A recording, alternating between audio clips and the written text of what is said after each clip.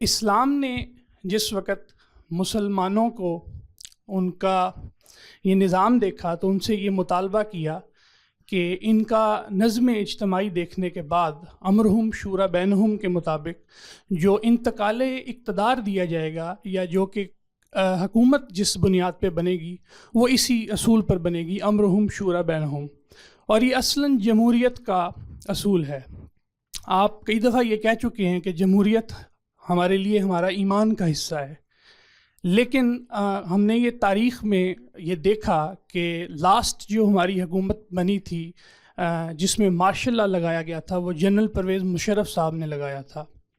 انہوں نے شب خون مار کر غیر آئینی غیر انسانی طریقے سے ایک حکومت بنائی، اور اس حکومت کو بنانے کے بعد انہوں نے ایک شورا قائم کی، جس شورا کے اندر انہوں نے بہت سے کور کمانڈر سے مشورے کیا کرتے تھے، سیاستدانوں سے کیا کرتے تھے، مختلف مکاتب فکر سے یہ سوال کیا کرتے تھے، اور پھر اس کے مشورے کے مطابق ہی وہ اس شورا کے مطابق جو نظام چلا رہے تھے وہ اس طرح سے چلاتے تھے۔ تو سوال یہ ہے کہ بنیاد جو انہوں نے رکھی وہ تو ایک بالکل ہی امرہم شورا بینہم کے مطابق نہیں ہے، اس کی نفی کرتی ہے، لیکن جس نظام کو چلانے کی کوشش کی وہ اس کے مطابق ہے۔ تو آپ کا کیا سنیریو ہے یہ ڈوئل اور ہائیبرڈ قسم کی سچویشن کے اندر؟ بہت شکریہ۔ بہاولپور کا سن کے بڑی خوشی ہوئی۔ مجھے پاکستان کے شہروں میں سب سے زیادہ وہ شہر پسند ہے، اور میں ایک زمانے میں وہاں جاتا رہا ہوں، اس لیے کہ وہاں کی یونیورسٹی کی سینٹ میں کچھ میرا بھی حصہ تھا۔ میں نے کچھ سفر بھی وہاں کیے ہیں۔ تو خوش آمدید، آپ یہاں تشریف لائے اور اس شہر سے تشریف لائے۔ میرے نزدیک پرویز مشرف صاحب نے نہ اقتدار میں آنے کے لیے امرہم شورا بینہم کا طریقہ اختیار کیا تھا، نہ بعد میں۔